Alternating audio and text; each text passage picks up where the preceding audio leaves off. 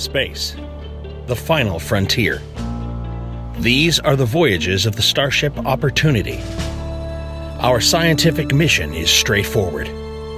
Examine the space around, monitor the surface of, and perhaps lead a team into the anomaly at Sector A98. Tune in to hear John Garlick run the adventure with Jay Duguay, John Kennedy, Justin Wiggy, myself, and a host of special guests joining us at the table. Galactic adventures begin just after this music.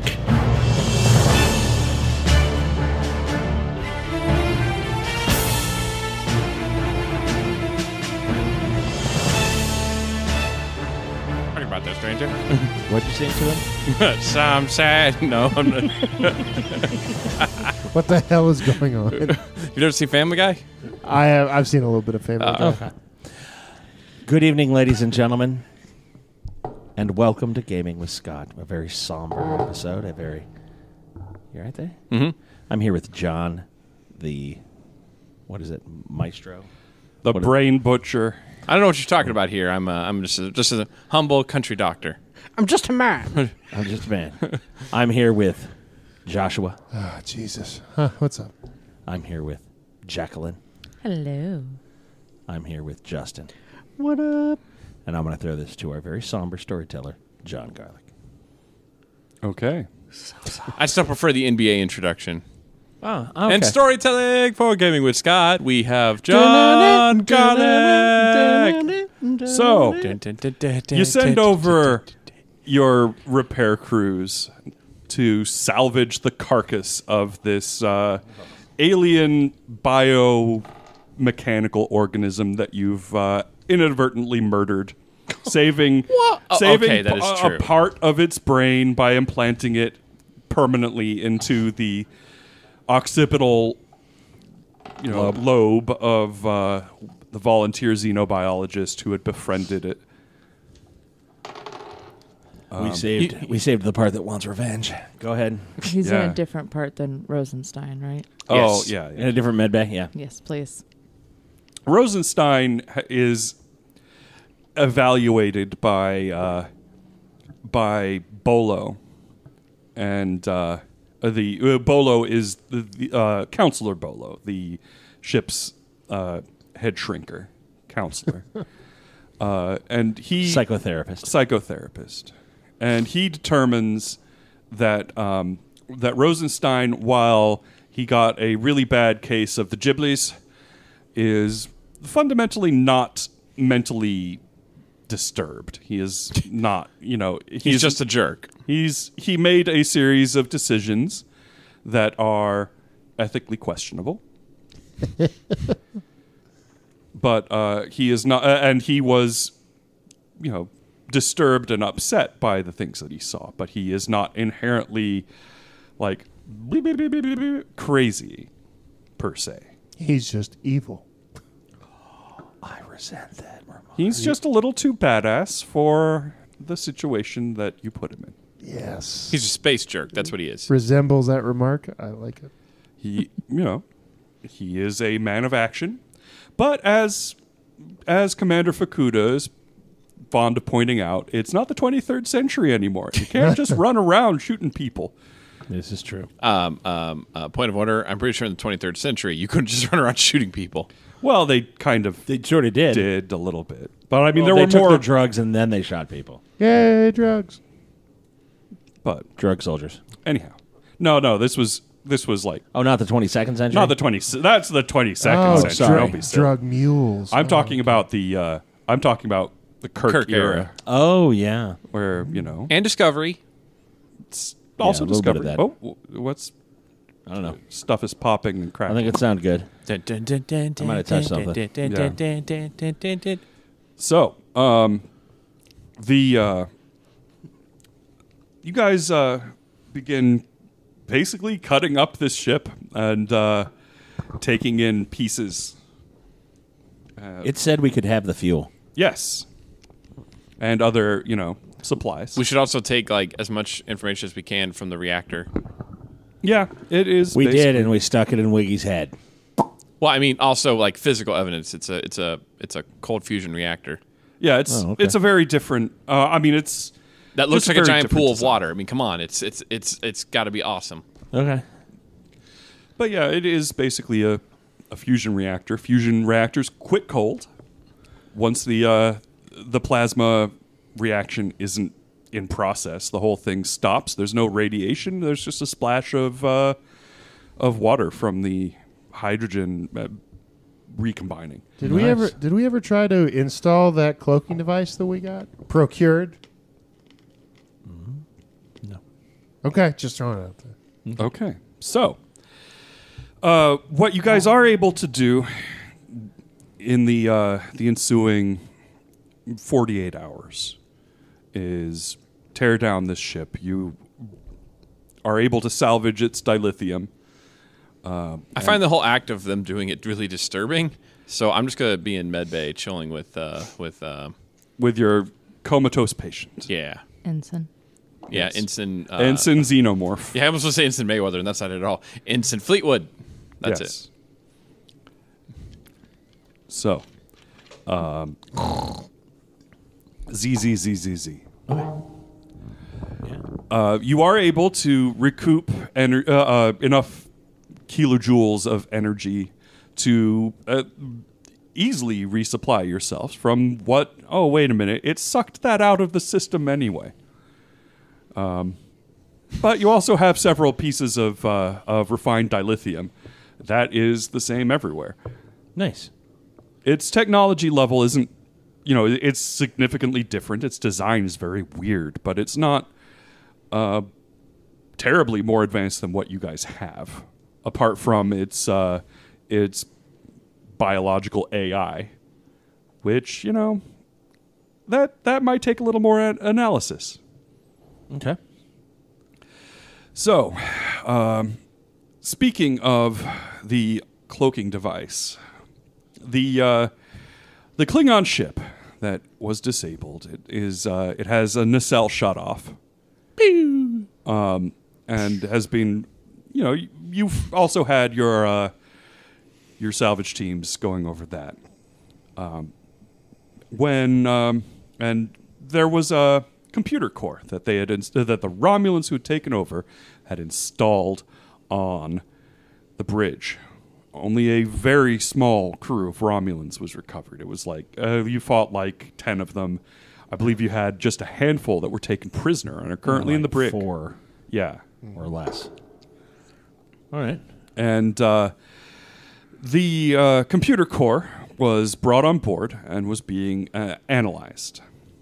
At this point, you get a message from Bolo. He's been working overtime quite a bit. He was taking some time off from counseling all of these bereaved and shocked people who have just lost their ships. They're so shocked. And I've been thrown into the far reaches of space and time. When he says that he reaches out to and comms to Dr. Thebes. He says, Dr. Thebes, I have a medical emergency in Repair Bay 4. Okay. It's very serious. This man is bleeding out. Please send help. I grab the kit and I grab a nurse and I run down there. Okay. All right. You arrive to find Bolo standing. He's a denobulan. He's got this sort of ridgy edged face. He's quite a young man, young officer, junior lieutenant, and he is dressed in medical blues. He's not wearing the Deanna Troi low cut monotard that is apparently the uniform for ship's counselors. But he's dressed in medical blues, and he is crouched over the body of a man who looks like he has just flung himself from a high railing. This is a large storeroom, storage bay with several pieces of salvaged tech standing around on various tables where they are being studied and repaired. It's crazy. And it looks like, looking at this man, he's a human. And you rush over. Give me a reason plus medicine. Oh, yeah? I'm going to do that. It's going to be great. Everyone's going to love this. Reason plus medicine.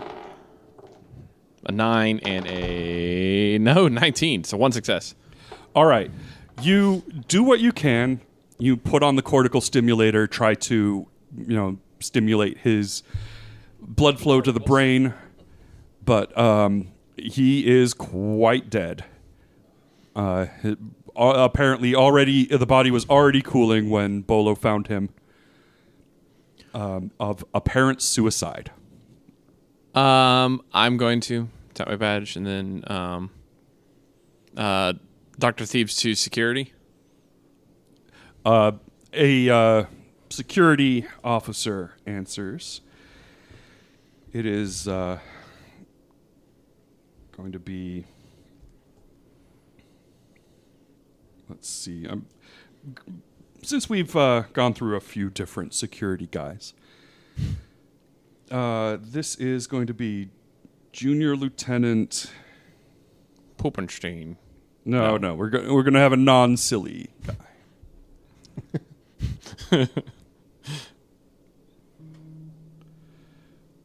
Okay, her name is Junior Lieutenant Timothy. That's her last name. Okay. It is Sarah Timothy. She just happens to have a first name for a last name. But this is Acting Security Chief Timothy. How can I help you, Doctor? We're going to need security down in Storage Bay. Let's see which one this is. I'm afraid that we've had an accident here. One member of the crew is dead. It looks like it's an apparent suicide, so I'm going to need someone here to investigate it. Also, someone should inform the captain. Immediately, sir. Mm-hmm. Lickety-split, a whole bunch of security guys are crawling all over your medical emergency site, which, they begin to do cellular scans. There is a very rigorous investigation that's performed immediately. They pull his duty roster, a full list of all persons connected thereto, and they say that this man was Junior Lieutenant Timothy. She comes up to Dr. Thebes and Counselor Bolo and says, well, it looks like, she's reading from a pad, it looks like he was working on the Romulan computer device that was salvaged from the vessel that was disabled here. And he just killed himself? We're going to run back the security logs. We're on it now. Okay. And has the captain been notified? Yes, the captain has been notified. Meanwhile, there's Meanwhile. a blink on your door. Come in. A somber-looking security grunt enters. Says, "Sir, I regret to inform you that there has been a death among the crew. It appears to be a suicide among one of the technical department in ops." Where did the suicide take place? In Repair Bay 4, sir. I did say 4, right? Mm-hmm. Yeah. Mm-hmm. Yeah. Repair Bay 4. He was working on the Romulan computer core that was recovered. Does he have any family on board? Our records indicate no, sir. Okay. Thank you very much. He transfers the information from his pad to your desk computer and moseys out. All right, I zipped through this guy's file real quick. Anything stand out? He was human. His name is Jared Cambly, and he was an enlisted man, operations chief. No history of this kind of suicidal ideation. He was an isometric processor expert, primarily software, things like that. That's why he was working on the computer. Okay. Captain to Dr. Thebes. Yes, Captain? Have you heard about Cambly? Yes, sir. I'm right there with Cambly's body, sir. Okay. What happened? How did he die? Real quick, it looks like it was he fell from the railing, sir. We're trying to determine whether it was self-inflicted. Fell from the railing or jumped from the railing? We're trying to determine that now, but it looks like he may have jumped from the railing. Okay. I was informed it was suicide. I try to leave that until we have confirmed it exactly, sir, before the crew finds out. Okay. Then how long till we confirm that? That would be up to security, sir. Well, they just informed me it was...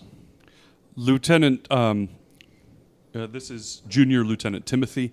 I have reviewed the tape. And she holds up her pad for the doctor to see.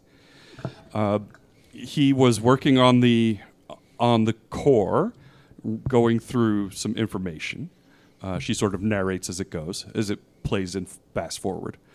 Then he stands up, claws at his face, climbs.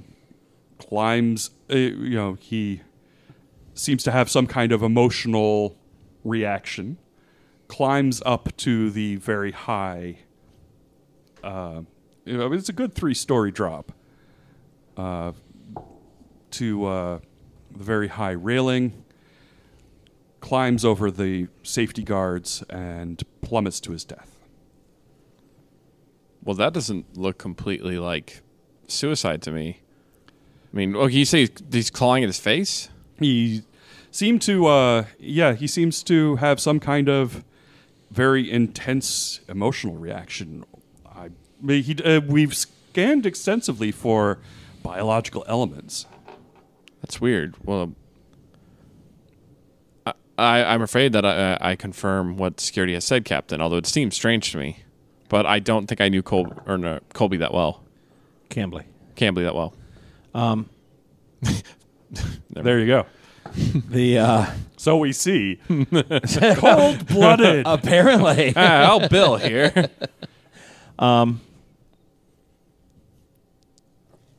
Do you... what do you make of his behavior? Strange. He seemed Yet like another person you can't read. Oh, sorry. Strange. It seemed like he was doing his job intently. And then he just decides to kill himself. It didn't look like he was suffering a setback. It didn't look like anything triggered him. Instead, he just threw himself from the he climbed up and threw himself from the balcony. I just find it strange, Captain. I want you to review the recent evaluations from Counselor Bolo and see if Cambly has been in, if anyone from his department has been in, or what the general mental health of the ship. I know things have been, we're far from home. We've got, evacuees. Tell me if my ship is okay. Well, I'm afraid there will still be more Bolo's department. I will gladly do that, sir. Sure. Bolo, here. He leans over. He's like, hey, how you doing? I'm right here. Cambly had passed his previous psych screen. There was nothing to indicate anything like this. He had gone through a rigorous psychometric profile before being put on the opportunity, and this is extremely unusual. I'm not sure what would have prompted this, but intuitively, I think that maybe it's something to do with this computer. Maybe he saw something that triggered some kind of memory or something like that. Some hidden trauma. I don't know. Who's our specialist that could look at that beyond Cambly? Well, I wouldn't go direct to science. I think that this might be more of a cryptographic issue. Oh, yeah. Who could that be? Okay. Never. Captain to Renan. Yes, Captain. Are you available to go down to Repair Bay 4 and take a look at the recently liberated Romulan computer core? Sure thing. You're going to do so with safety harnesses on? If Okay. you could, please. That would be wonderful. No problem. Something about 8 to 10 feet long, no longer. Okay. All right, thanks. Doctor and counselor, I'm going to send a crypto specialist down. I want you to oversee him while he works. If he sees something spooky, I don't want a repeat of this. Yes, of course, Captain. That's Yes, very, Captain. Very.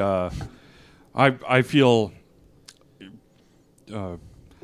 some sense of responsibility for all this. I take psychological health of the crew very seriously. Okay. Oh, hello, Commander Fukuda. At that point, Commander Fukuda has walked into the into Repair Bay 4, where For those listening at home, Commander Fukuda is the first officer of the Yes. opportunity. suddenly she's there. That's not creepy. But yes, Commander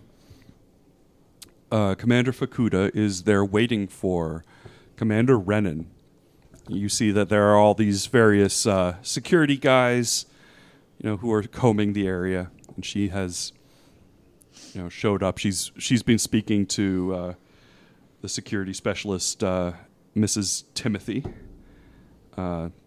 Junior Lieutenant Timothy, and she gives Renan a knowing nod, and sort of a nod to sideways to come talk to her off to the side. Okay. Sure thing. I'll move off a little bit. She says, "Well, I've been collating a few different things. Okay. This seems to be something that isn't entirely a surprise, but we've never seen anything like this before. We think that this is an advanced artificial intelligence, Okay. and that it, for whatever reason, was able to talk Cambly to death, induce him to suicide by sheer persuasion. Okay. Now, when this stems back to an initial encounter when the Curie went into Romulan space about a year ago. They encountered a prison planet called Ruraganok, where the Romulans had taken ownership of it. The AI on that prison planet had gone berserk. I think this is an instance of it. I think that the Romulans have maybe lost their control of their empire to something a little more homegrown than we thought. Now, of course, that's impossible. They would have had to. I mean, that's more advanced even than a Sung-type android. They would have had to have had access to a Sung-type android system in the hands of somebody who's way more technically advanced than the Romulans, like their Riemann servants, perhaps, for at least a year to reverse engineer something like this. But what I'd like for you to do is not engage its UI, just look at the code. Okay. And It's isolinear chip. Yes. Is it? Okay. As far as we can tell, based on the information I've recovered, that this system is created using Federation technology. Okay. Well, let's take a look at it. All right. You mosey on over, and you see that this is a roughly pine cone shaped green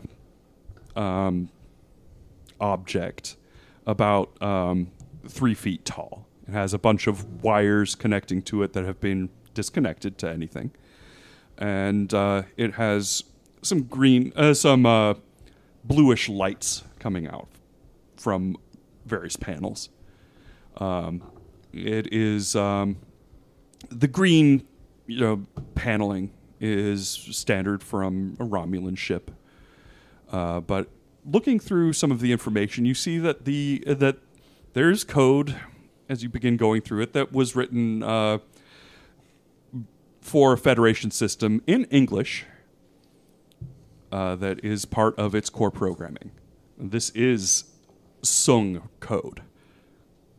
What?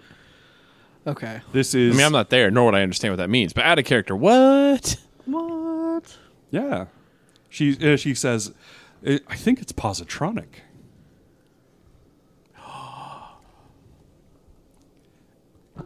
Yeah. You can. Anybody who wants to nerd out at this point. Well, absolutely nerd out. No, I was gonna do a cutscene that we could then jump back to. Oh, yeah, sure. I had something. Commander Ithaca. Ithaca. We're going to get that name right eventually. Eventually. Well, no. Commander Ithaca to the captain's ready room, please. At once, sir. You come in. I have tea made. He drinks a lot of tea. We go over to the peeing side. constantly. Could you join me for a cup of tea? I would be glad to. Looking around, you see that there are a few different decorations in the captain's ready room. Now that you've had more time to just look around. There's a swing. No. Oh. One of the things is a small model of the original Mars rover Opportunity, off in a corner. That apparently is a long-standing decoration here. The other thing is that there are a pair of kind of creepy mannequins, headless kind, that are just sort of like a dress dummy, dressed in peculiar robes that you don't recognize. Okay. So tell me what your thoughts are of the Opportunity, your away mission, and a little bit about yourself. Okay. Well, from what I've seen, the Opportunity seems to run at a wonderful capacity. You can definitely see the teamwork within the different departments coordinating with each other. The away mission was interesting. I don't know that the away team works as well together as they could, but I think that we were able to do the best that we could under the circumstances while still trying to save the starfish thingies. Okay. So it sounds like you're trying to tell a captain what he wants to hear, that his ship runs well and his teams work well together. I didn't say they all worked well. Well, no. The away you didn't. team does So what do you know about the Opportunity? not a lot, other than what I've seen around. I want to put a pin in that. Tell me a little bit about you. I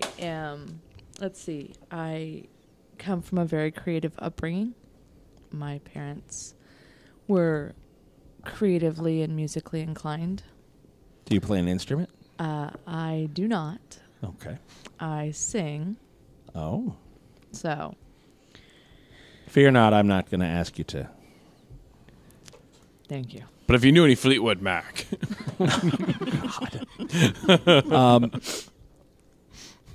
Do you sing regularly, like recitals, or is it something that's more personal? More for fun now. Oh, okay. Now that I've left my home world. Which was? Earth. Oh, very nice. Very nice. You attended Starfleet Academy? Yes, I attended Starfleet Academy. I grew in my officer career. I've negotiated treaties. Yes, I saw one in particular that kind of stood out. Yes. That was a particular joy of mine.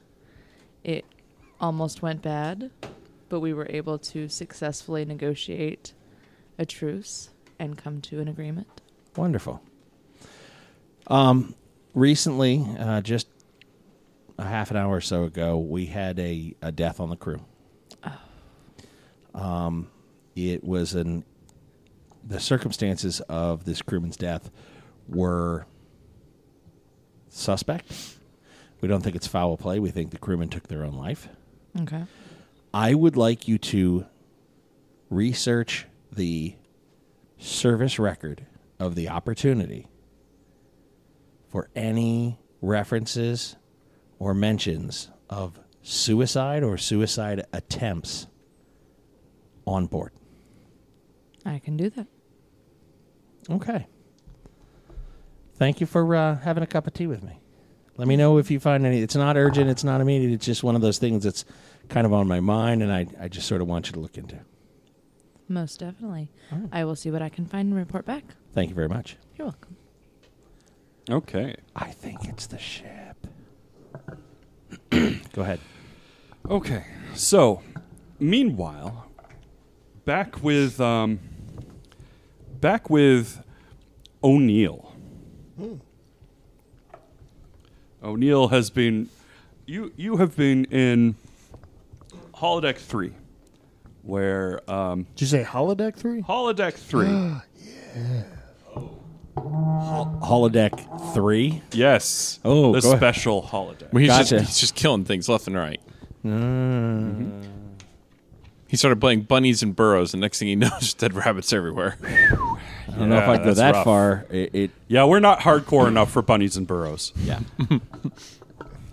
I don't know what's happening. I'm okay. Okay. With the bunnies. Are You don't cute. remember Holodeck 3? Holodeck 3 is the specialized officers only area of the holodecks. That is a little where they turn off some of the safeties and some of their We all contributed parts to the yes, program. Oh, Jesus. which is going to be Oh, yeah, that's right. I forgot we made a list. in the cards.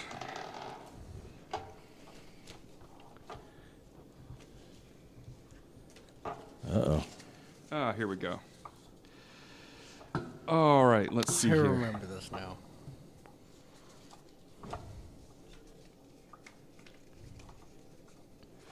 Okay, so you are currently, as I recall, this was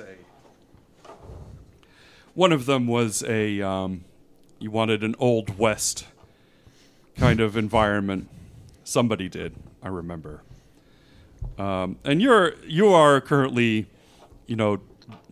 dressed as a cowboy, or actually, what kind of person would O'Neill be back in the Old West? That he would take as a role, foppish dandy, An old prospector. the sheriff, A stagecoach driver. a stagecoach driver, a cowboy. Nah, probably the Play me off, Johnny. Dun, dun, Kansas dun, dun, dun. Ninja. probably play the bad guy in the black hat. It figures. You'd Yes. play a black hat. He's got the black hat. All right, and you are squaring off with the sheriff down. You're in this saloon, and he's in the process of telling you to get out of town and take your boys with you. And if he sees you darken his doorway one more time, That's when I would pull and shoot him. All right, Oh, jeez. kapow! He talks too damn much. Was O'Neill cleared by Psych? I feel like how did he has even some- get on the ship? He has some issues. He surprisingly never had a psych profile downloaded. He's working out his issues right here now, right now. Yeah. But anyway. Your boys, who are a couple of the other helmsmen, are they are Ensign Kelsa, the Bajoran helmsman. Mm-hmm. She is she's there as she's dressed as a desperado. Ooh. Desperado. No, Peter. And she sort of laughs as the holographic person gets filled full of lead. One clean shot right over the sternum, goes down like a sack of potatoes. Well, if it sets Old West movie mode, then just one shot vaguely to the body is enough to kill them most of the time. That's true. Actually, this is going to be a good practice to roll. We are going to. You're going to roll. It is control plus security to shoot someone. He is at point blank range, so you're going to get a. You only need one success rather than the normal 2. Rolled 2 2s. Okay. Ooh. And do you have a focus related to shooting time. things? Or no, I have hand-to-hand. Okay. 4 successes. That would be 4 successes, though, right? All right. Yeah, that is... well, I mean, you don't have a focus, matter. so that would be 2 successes. Okay. That is going to give Still you... double what you need. Yeah. Yeah. But you have killed William H. Macy, bot number 3519. Bastard. He falls to the ground. I just watched him in Fargo. Yeah. And you see, at that point, it starts a. Actually, this is up to you. You see that several beefy deputies square up. This is a part where you can either fight them or intimidate them. No, I'm going to yell to the helmsman and be like, I took one. Time you do something. All right. Another drink, barkeep. Okay, at this point, Kelsa squares off with the 3 deputies. Mm-hmm. Her hands wavering over a pistol on each hip. And she swears a blue streak as she threatens their lives, saying, if any of you lily-livered, tin horn, it's pretty Cow impressive. Pretty impressive for someone who's not actually from Earth. I was going to say. But she rolls off on her own presence plus command. Mm-hmm. And they seem somewhat taken aback, and they turn white, pick up the sheriff, and carry his body out. There's everything is so still you can hear a pin drop. There's just the bartender's shaking hand as he fills your drink with synthesized whiskey. It's like, barkeep around for all of my friends. Everybody salutes like, you just killed our sheriff. Mm-hmm. Are we not friends? Everybody drinks up. No drink for you. All right. Anyway. So yeah. Okay. Somebody. The guy playing the piano says, "You just killed our sheriff." That line happens. Are we not I thought friends? it was a good line. That's a great line. I don't think I could live if you're not my friend. I couldn't bear to grin it. Nice. All right. So things are getting pretty real down in holodeck 3. As these, unsavory types.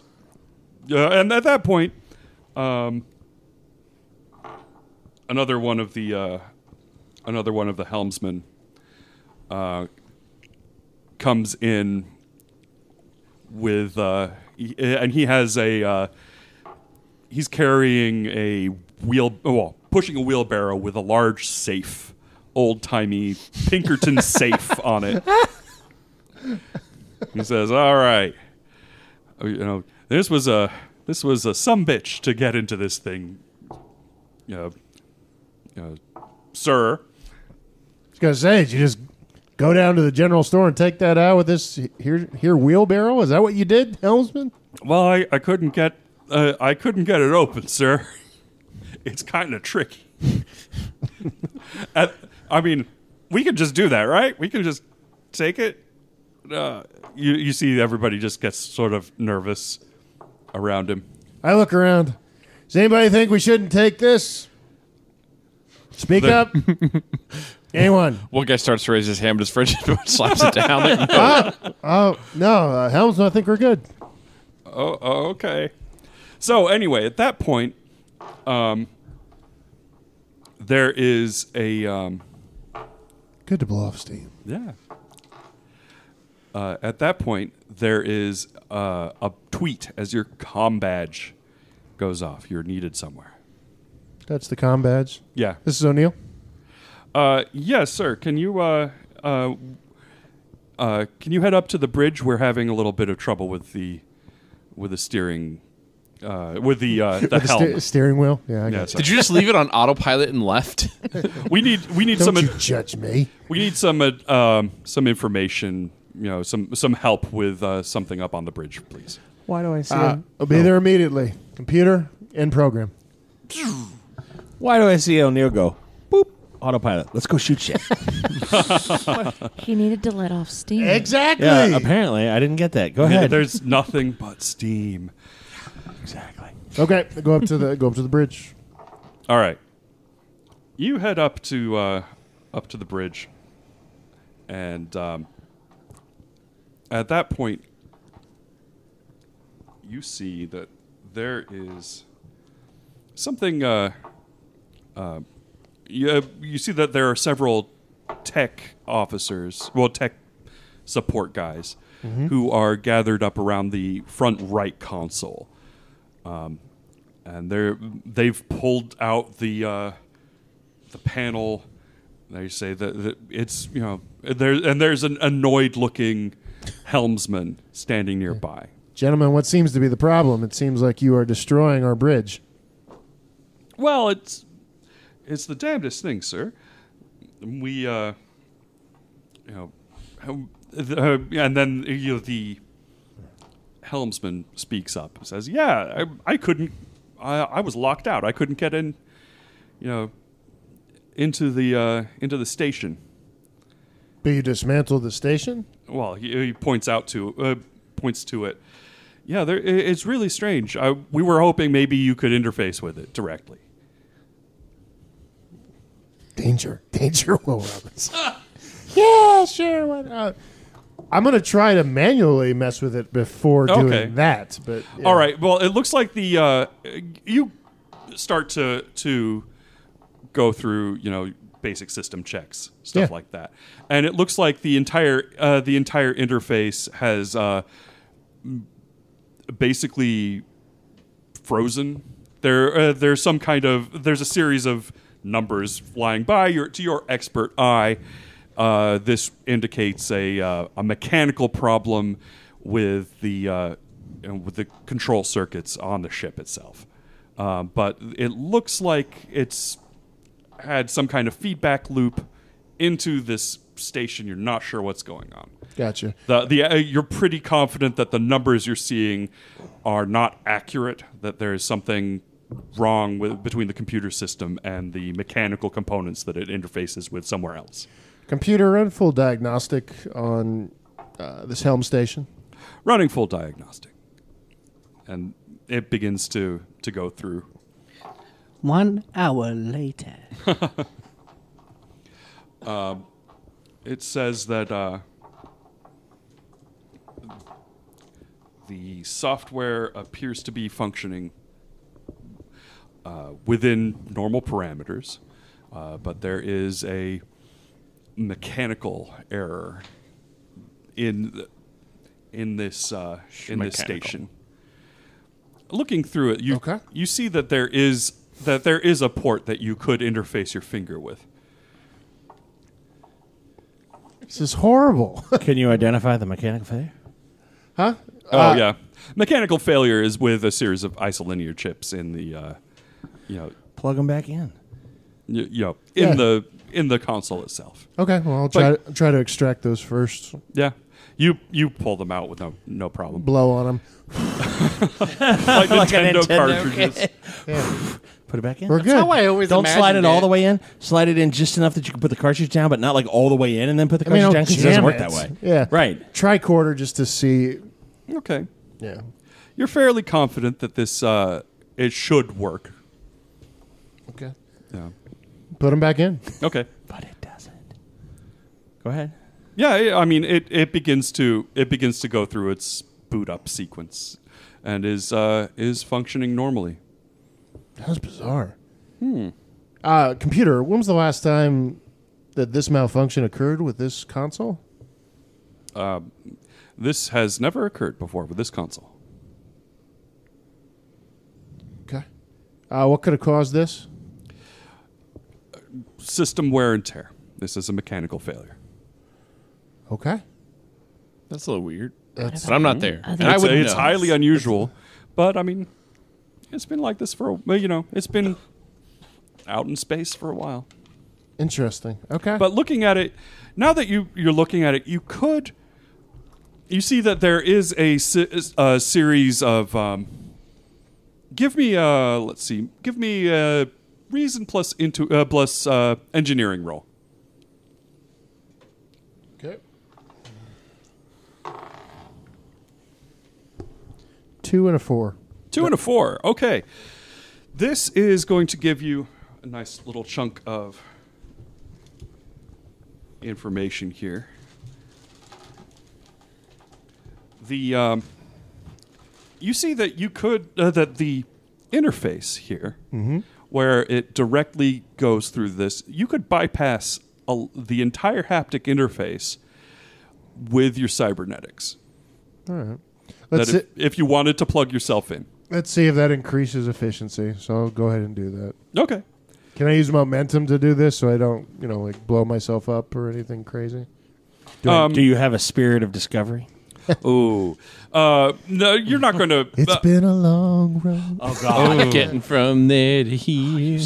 For Been a long -10 time. But my points time is Finally. finally from here. humanity. I can feel my dreams come alive at night. All right. You're terrible. This isn't going to be a Stop roll. it. Sky. Oh, dear God. This isn't going to be a roll. Okay. Basically, you pop out one of your fingertips, and There's a USB port. there's a little metal nubbin there. USB drive. You interface with Gave it directly. a little nubbin and it loved it. You are Oh, so no. fired. It's USB-C. Whatever. But you plug your hand in there, and your cybernetic coprocessor that is in the base of your spine begins to direct information directly into this this console at a greater speed than the guy tapping in microwave, feedback commands. Nice. Yeah, you are able to. You think that you could probably fly like this. Let's try it. All right. Where's the captain? The captain is currently Computer, where's the captain?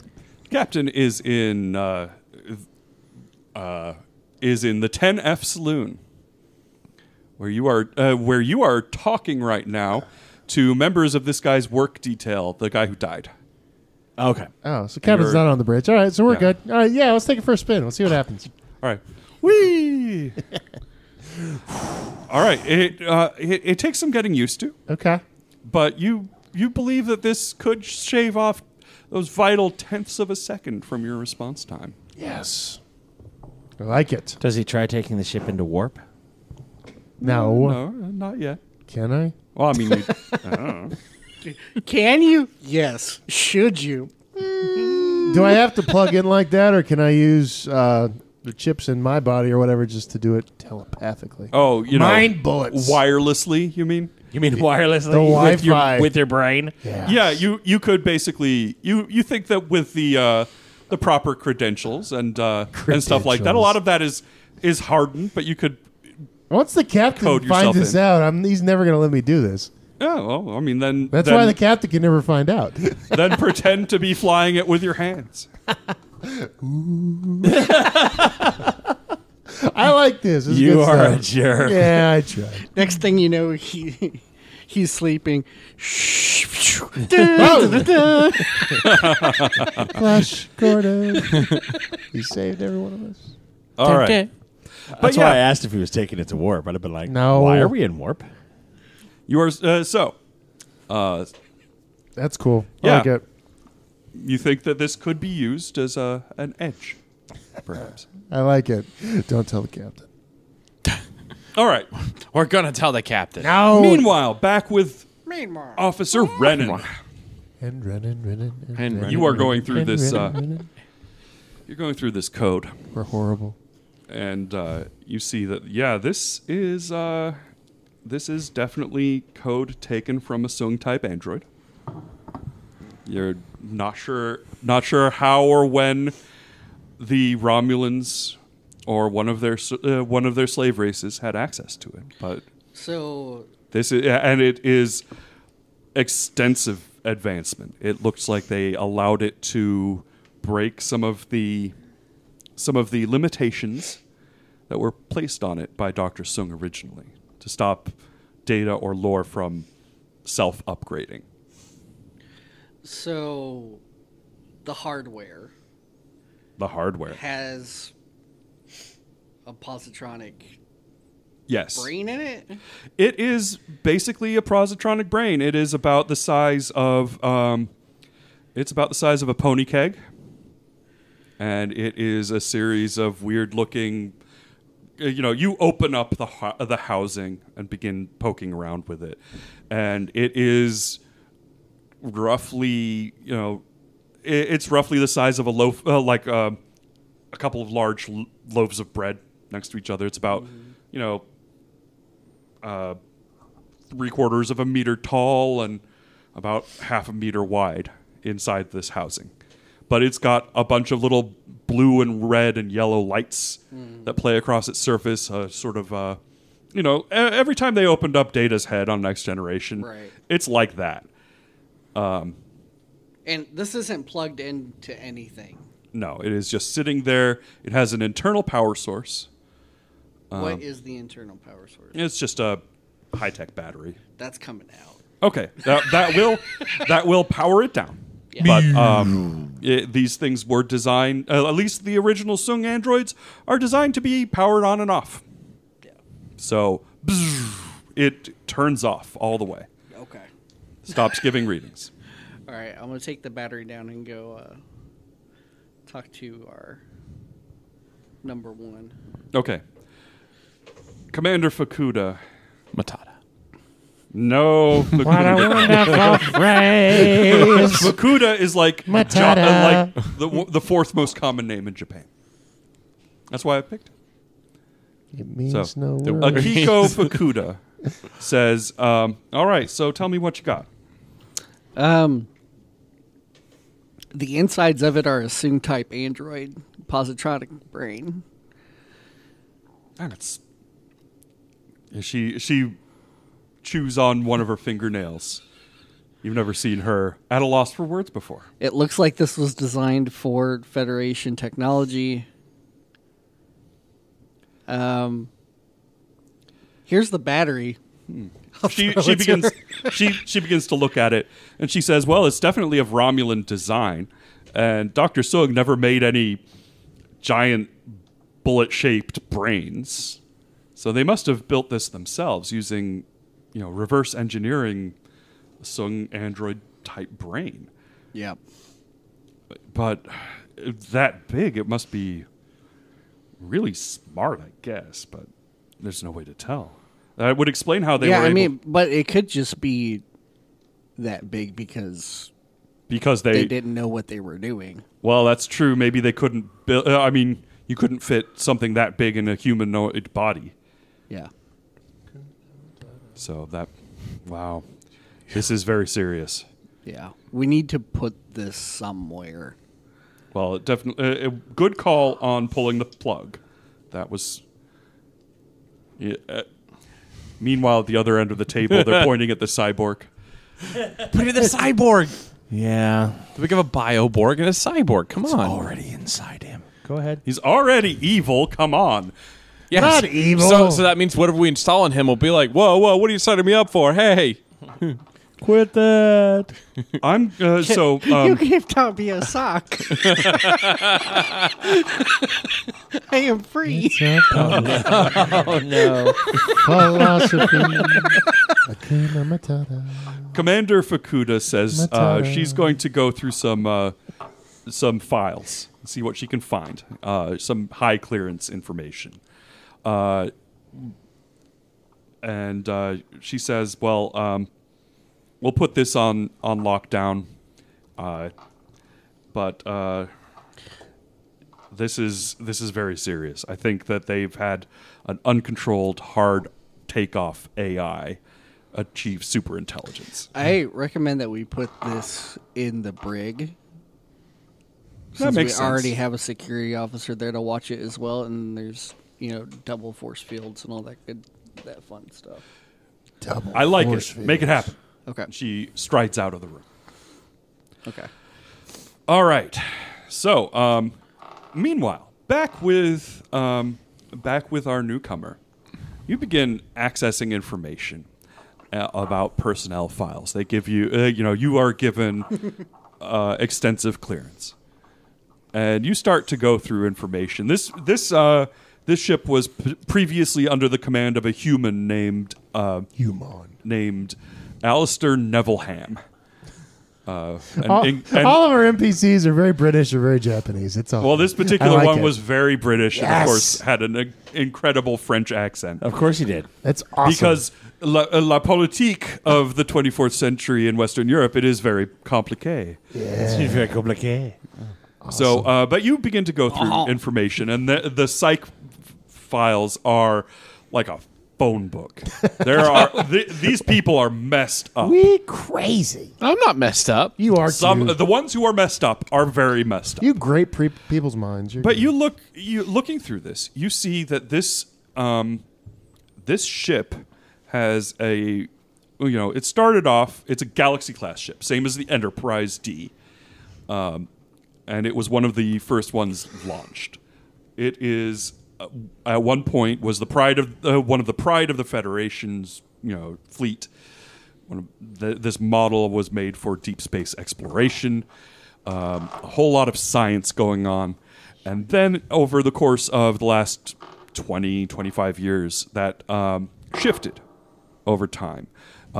They started having more and more fights with various petty people, the Talarians and random funny forehead alien races that got froggy. And Fighting over their foreheads, actually. Yeah. It's just how it is in Star Trek. Subsequent to that, there was the Borg incursion, where the Borg invaded the Federation space. They outfitted the whole thing with lots of weapons, started fighting them. That was pushed back, and eventually they never stopped fighting. After that, there were wars with Cardassians and other aliens, and it seemed to take a psychological toll on the crew.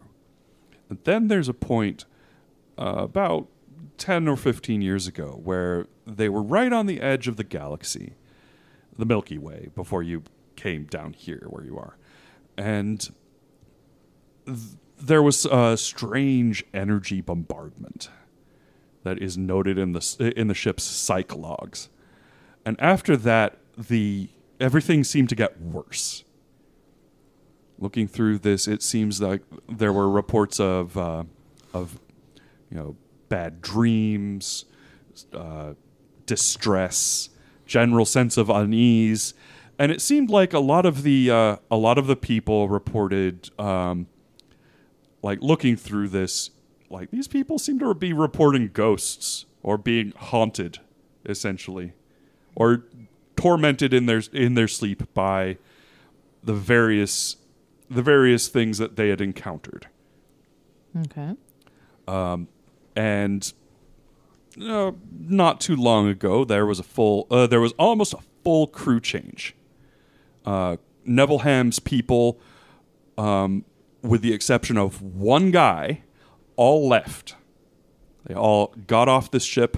This whole ship was recrewed with personnel from the USS Curie, which is Turnweather's previous command, and transferees from other vessels elsewhere in Starfleet. There's one man who has been on this ship the longest, and he is the bartender at the 10F Saloon. Not that guy. Okay. Red. His name is Red. His name is Red. Or his nickname is Red. His nickname is Red, yeah. Yeah. He is a Bolian, an alien race that has blue skin. Okay. They have a pretty... whoever named him had a pretty odd sense of humor. Okay. But Red the bartender at the 10F Saloon, which is a little drinking establishment that is on deck 10 in the forward part of the ship, where there is a commanding view of space, as right in front and center of the ship. And that's where the captain is now, right? Yes. Fabulous. All right. Let's go talk to Red. All right. You see that things are fairly quiet. Most of the people who would be here are on assignment, tearing down the carcass of your previous away mission. And there is, you can see at the far side of this place, there is a very somber-looking gathering as the captain is talking to, this guy's the dead guy's work detail.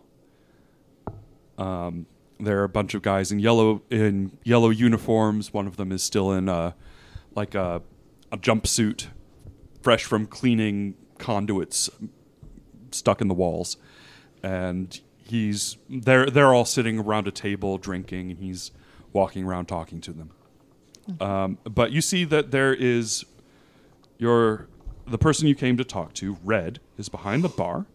There are a couple of small robots that are wheeling around, carrying that are mopping the bar and stuff like that. And you see he is in the process of replicating a bunch of glasses. Okay. He's just punching buttons on the replicator, and it's spitting out glass after glass. Okay. He's rigorously inspecting each one, even though they are identical down to the molecule. I'm going to walk up to the bar and take a seat and say hello. Says, he looks up and says, "Oh, welcome to the 10F Saloon. I haven't seen you here before." I am new. My name is Itika. Welcome, Itika. Can I get you anything? I'll take an Amaretto Sour. He flies into action and begins pouring different liqueurs. He's got the amaretto. He's got he says, he goes through the different bottles, selects some sweet and sour mix. And he then looks at it, thinks twice, gets some limes, starts squeezing them. Says, real lime juice is better. Fancy. These are grown in our arboretum. Oh. And he mixes it all together. You see that, and he plops it in front of you. Much to your surprise, this is real liquor, not synthahol. I'm going to take a sip. Get drunk. Not get drunk. I'm interviewing. You can handle your liquor. I can handle my liquor. She's a diplomat. All they do is drink. I mean, mostly they drink. Sometimes they drink. They drink a lot. I understand that you are Red, correct? That would be me. And I understand you were on this ship from the beginning. Yup. He says, he goes, he's absent-mindedly tapping the replicator. He's making more glasses. Is there anything you can tell me about this ship? Yup. Like what? I recommend clean living. Straight and narrow is the way to go. Is there a reason why? Yup. And that is? He's a man of humor. He sets down the glass that he's just crafted, and he says, "Well, people see things from time to time that stick with them. People who take others' lives, it leaves a stain sometimes, something that sticks with you. And, you know, some ships have a particular vibe to them. I mean, I'm immune myself." He taps his head and there's a metallic clunk. He has a metal plate. Of course, also I never killed anybody.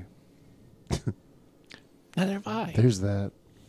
But the lives that are taken weigh heavily upon the souls of the takers. I can definitely understand that. Well, ain't much to understand. This is just how it is. What made you decide to stay on the ship? Now that is a good question. This is a ship that deserves good things. In the legends of my people, a place has a certain spirit. The humans call it a genius loci. But this particular ship, spirits aren't happy. Why do you think they're not happy? Because it started out as a ship of exploration and peace, and it became a ship of war. Was that when your former captain was here? Oh yeah, he had scarcely a night's peace. He was a very decorated captain. Nevilleham had gold star with clusters, Order of the Federation, Order of Axanar. Axanar. He had almost unsightly body count. That can weigh heavily on a man. Yup. How do you feel things have changed with the new captain? They ain't. Burn. He's not Lorca. About the same. Somewhere in the ship, he goes, "Oh."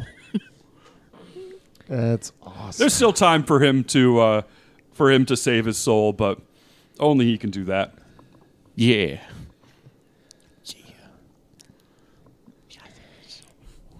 Have you seen anybody who is more affected by the ghosts that follow them around? Well, now, of course, there's a scientific explanation for it all. I'm not a true believer in magic stuff like that. But in general, it gets to the people who are a little bit more psychic than average. They ratings of at least a 4 or better on the psi scale. I'm not that much of a scholar, but that's what the previous counselor said. Also, exposure to neural parasites is a risk factor, but eventually it gets to everybody. It's like a psionic field that encompasses the whole hull. Wiki's dead. But come to think of it, that Mako officer Rosenstein, he was in his cups complaining about it. He'd been bothered by some memories from the war 5 years ago. Right now, everyone at the table has been looking and pointing at each other incriminatingly. Crazy. Hey, I'm fine. I don't kill people. Yet. Except me. I just got here. Yeah. After you murdered your past ship's crew. Oh. Dun, dun, dun. Oh, sorry. Well, if that had been true, she could have been like, well, yes, I am actually the captain. Yeah, Because she's playing it smart. Yeah. So anyhow. I don't like to talk about it much myself. Makes people drink less. You'd be surprised. Less? I mean, the ones who've seen it, they drink more. But it's not generally polite conversation. Understandable. Just one more question, if I could. Oh, absolutely. Do you know of a way to turn it around, to become peace again versus the war? Yup. Stop killing people. He's right, but that's awesome. What, killing people's awesome, or... Stop killing people. Stop being an asshole. Then you won't have it anymore. Yup. Yup. It ain't, I'm not a Kai of the Bajorans, but there you go. It doesn't take a great spiritual leader to figure that one out. Best character in the whole series. I thank you for your time, Red. Seven. And the wonderful Oh, drink. Red. Absolutely. I truly appreciate it. Yup. Totally getting a My Little Pony vibe from him My every Little time he says Pony, that. Yep. Captain Turnweather to Chief Medical Officer Thebes. Can I get some Silvadine for that sick burn that Red just put on me? Thank you. It's like, how's it changed? It ain't. Hey, why not? The captain. Shit. All right. So, shortly after that, all of the there is an all points broadcast to the officers from Commander Fukuda. Matata. Don't you? Gotta fucking stop. I can't. Oh, Edit. Yeah, sorry. You we gotta have freaking stop that. We have a ban on the F word. Sorry. Stop talking about my holodeck girlfriend. You gotta. Okay. Go ahead. All right. Fukuda says, I'd like to. can't stop. I'd like all of the section the section leaders to meet with me at the meeting room. All right. ASAP. I don't... All right. So basically, all of the PCs and some NPCs gather. Yay! It's a pretty big table at this point. Yeah. But your third shift guy, Torchalorn, who is currently manning the bridge, shows up, and he's looking. Also, you see, Zealot Cole is there. He's now your fourth shift commander. Okay. I thought you were going to say Torchalorn is a little forlorn. Oh, but anyhow, moving on. Too punny. But yeah, they and also Zealot Cole, huh? Zealot Cole, your favorite guy. Yeah, isn't he great? Also there's also Palladino is the chief engineer. Yep. Dario Palladino, human. And also your new arrival. Sure, why not? Because sure, yeah. You know, requester. Well, she's on command staff. Yeah, Right? sure. Did you assign me to command staff? Torchalorn, that list you have, does it have Itika Yeah, you got it right. Absolutely. Yay! on command staff as an Yes. active member of the opportunity. Of course. Fantastic. There you go. Ta-da. Torch Lauren's really good at what he does. He the man. Awesome. Yeah. Well, he's the Icthorian. no, no, he's Idrin.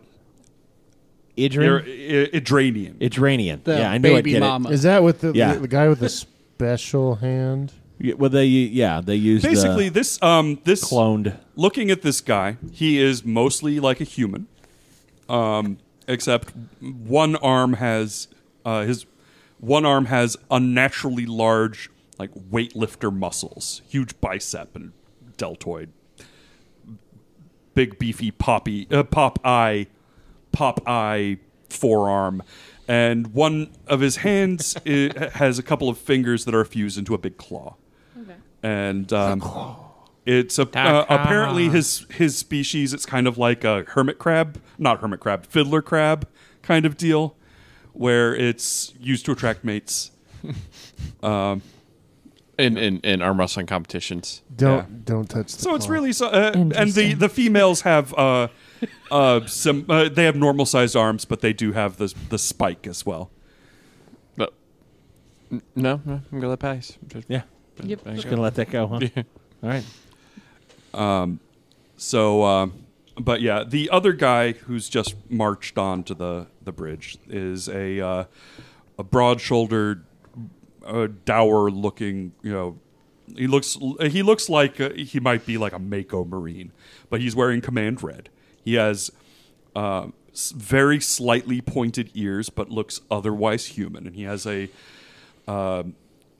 single dueling scar running down one cheek. But you've gone through the personnel files. He was originally the XO back when Scott's character was captain of the Curie, and he is a half Vulcan, half human who favors his human side, and so so Commander Zellick is kind of like very impulsive, even by human standards. Sort of aggressive, very emotional person, because he is a Vulcan descent, but completely doesn't do the logic thing. So Okay. they all kind of they don't hate him because they're Vulcans, but they don't like him around. They don't appreciate his presence very much because he reminds them of what they would be if things were different. And finally, the person who's called this meeting is the current XO. Her name is Akiko Fukuda, and she is, according to her file, has hardly any history at all. She's been a high-ranking member of Starfleet Intelligence and has had her files wiped. Redacted. Yeah, heavily redacted. But she signed We can on never when know. she signed on when these guys fairly recently, and they transferred the emotional half Vulcan guy away and brought her on. Okay. She says, "Well, thank you for joining me. This is very important, and it pertains to what we might be up against here in the WLM galaxy versus these Romulans, and I think this has to do with the something that it may be a threat to the entire Romulan Empire, if not the entire Alpha Quadrant." What is it? She brings up an image of a technical schematic of what looks like a large bullet-shaped brain on the view screen. It goes into sort of a cross-section where it's got all of these little squiggly lines on it. What am I looking at?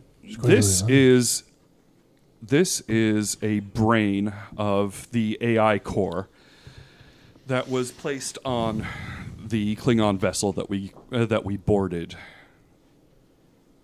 It was controlling all of the ship's vital systems. Now, this is that technology was abandoned by the Federation after some serious problems. This was pulled from the crustacean ship with the starfish? No, the bird of prey. Oh, the one we seized. Okay. Yes. So this is Romulan. It is. This is Romulan? It is. How did... It appears that sometime in the last 25 months, the Romulans acquired technical information that was acquired by the Remans. It appears that during their civil war, the Remans acquired a Sung-class android, disassembled it, and performed extensive testing. How would this be a threat to the Romulans, though? She pulls up a bunch of other technical schematics. She says, well, you remember when you went to Rura Ganok? With Lorat? Yes, of course I do. Of course. And Lorat had lost that entire world to a rogue AI. The one that tried to shoot us out of the sky, yes. Yes, that one. Uh-huh. This is it.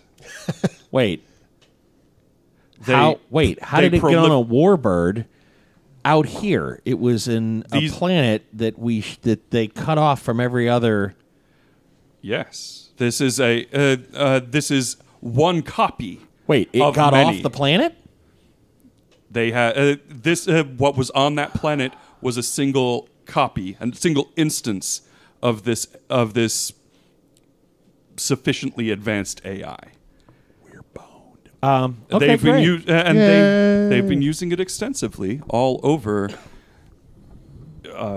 their operations that we've seen. That's how they're controlling all of these ships. Each one has one of these brains on it. With a minimum of living crew, they are able to man an entire starship. Why are you looking at me? Doc? Yes. Positronic brains? Yes. Are suitably organic-like in nature? Organic engrams can be converted and programmed into a positronic brain. Right. They're not technically organic, but you can essentially shift over a person's memories and personality into a positronic brain. Whether or not that's the same person afterwards, that's a moral dilemma that philosophers can debate. Could we do that here? What? He wants you to use your... Yeah. Now, the problem is that this AI... Well, the first thing is that in terms of technical specs, it is less advanced than Dr. Sung's work. It is very large, for one thing, to accomplish less with what they have. But the actual artificial intelligence within was allowed to self-upgrade. Well, that can't be good. This means that that this is an intelligence beyond anything previously encountered in terms of sheer all kinds of thought, emotional intelligence, psychological understanding, technical specs, any kind of things. It's beyond the understanding of regular people. Great. Team. This is Android and Borg. That's what this is. What? This is a combination. This is the equivalent of an Android plus Borg. This is beam that off my ship. we can. Did you say this is the Borg? It's not the Borg. It's the equivalent. I don't want Android Borg plus technology. Borg. It's not Borg technology. Okay. And you can tell that Turnweather's a little twitchy when he's like, "This is like Android and Borg," and he's like, beam it out." I mean, he's visibly twitchy at this point. We could put O'Neill's brain in it. No. I'll interface. Let's see what happens. But it's quite possible that this is smart enough to be taking advantage of the Romulans themselves. So, and this... They might not even know. So wasn't this what Cambly was working on prior to his... Yes, I believe that it started talking to him, and within 11 minutes of discussion, he was convinced to end his own life.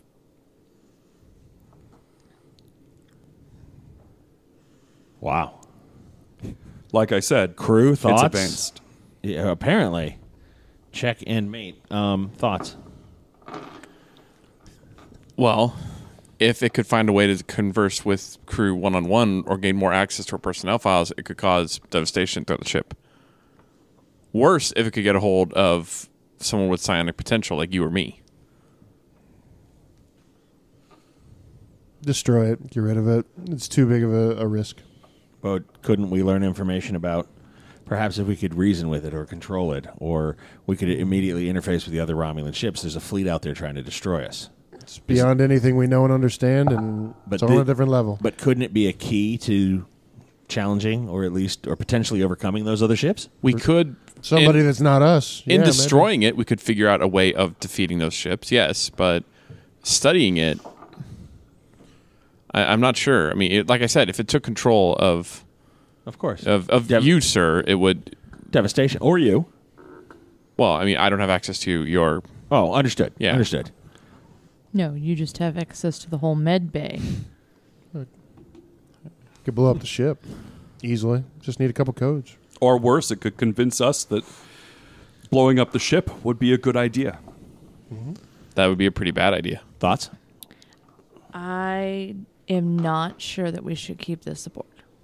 As much as I think that it would help us learn more about the Romulans who are coming after us, I don't think it's safe enough. I think as long as it's not physically connected to anything on the ship and the actual power is, modified and closely monitored. But you don't know how it connects, though, and it's beyond any of our comprehension. I actually do. We have a pretty good idea that it's actually the UI in the system. Is that thing still running on my ship? No.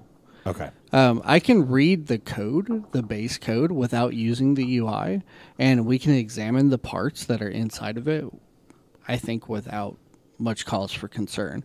The power source has been removed. It can't... It's very closely related to a Soong-type android. It can't work without power. It's not externally connected to anything on the ship. Wi-Fi? It is... No. I'm just asking. No. No. Well, I know some people like to interface with alien technologies while on board a starship that, sticking their hand in the goo. Does it have hands or goo? And I'm telling you to destroy it. No, and you're just like, kill it. Kill it Get with rid fire. of it. No, and I Weird and I, how he just I skipped think right as past long me. and I also think that as long as I mean, there is no. I don't think there's any reason for concern, but there's also precautions that can be taken. Yeah. There's the usage of force fields. There's the usage of other personnel to watch whoever's looking at it. There's psych eval tests that can be ran afterwards. There's lots of things that can be done to make sure that there's no kind of spread or whatever. But we also don't have to turn it back on. We can just look at the hardware. Okay. Fukuda, what do you think? Fukuda chews on her fingernail for a second. Oh, shit. What's wrong with you? Now that I see her chewing on her fingernail, I'm like, crap. She doesn't do that when things are good. Zealot Cole says, blow it up! Alrighty. Torchalorn says, let's keep it air-gapped, study it. Fukuda says, I trust Renan. As long as it's air-gapped, not able to interface anything, and preferably powered down, we can study it. So how do we know it's not affecting Renan? Well, I haven't killed question. myself, firstly. Wow, Yeah. there's that. That's good. That's a good start. They just talk about party games, not killing oneself. But maybe it pulled information. I'll open my mind if you guys want to check me out. I'll check So his will mind. you, right? I mean, What? Okay. open his mind Okay. with a scalpel. I'm just wait. kidding. I'm just kidding. That's a joke. Wait, what? He said, I'll open my mind, and I said, so will you, right? Didn't. Yeah. I'm Betazoid too. Yes, sir.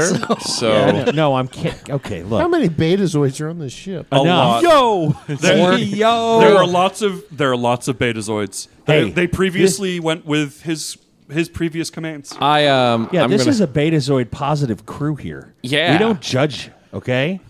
I look into his mind. Make outer space great again. All Whatever. right. Give me an insight plus medicine roll. Oh, yeah, I'm going to Your rock psych, this. your specialty in psionic theory will apply. Boom. Okay, what does that do again? Just Doubles If your you success. roll lower than your medicine discipline, you get 2 successes. Oh, then I have 3 total successes. Okay. Giving him a very thorough peek, you are reasonably confident that he is not under the influence of a psionic thing. He's not being mind controlled, coerced, or subverted. Although, he seems pretty shifty. Okay. At the same time, that's just your- at the that's same just time, Renan. you're going to get the opinion or the feeling, as my mind melds with yours, of an entire alien civilization that ship had witnessed, as well as several galaxies of travel, and then the horrifying death of its crew at the hands of this crew. Just going through my mind. Talk about What are you doing? Talk about Jewish guilt. That's why- Jesus. He's, That's he fine. seems rather blasé to Renan's your. like, that's Tuesday. All right. Yeah, it seems that he has done. He has seen some dirty things. All right, then. Dirty He seems Diana. fine, Captain. Shh. Captain, I look deeply into his eyes. Ooh. I concur. Cress's chief. would you, Okay. Fukuda, with the to wrap things up, says, "I could share with you its code name that we've given it in Starfleet intelligence. We call it the Basilisk." And that'll do us tonight for Gaming with Scott. We thank you all for listening, and as always, you'll hear from us real soon. Bye. Aloha, meaning goodbye. That'll do us tonight for Star Trek Adventures. You can send us an email at feedback@gamingwithscott.com. John Garlick is at JPM Jay Duguay is at @1_nerdy_mama. John Kennedy is at JK Myth. And me, Scott T, is at Gaming W Scott. This is a Southgate Media podcast. As you boldly go through your life, remember to make the galaxy a better place than it was yesterday. And as always, you'll hear from us real soon. Bye.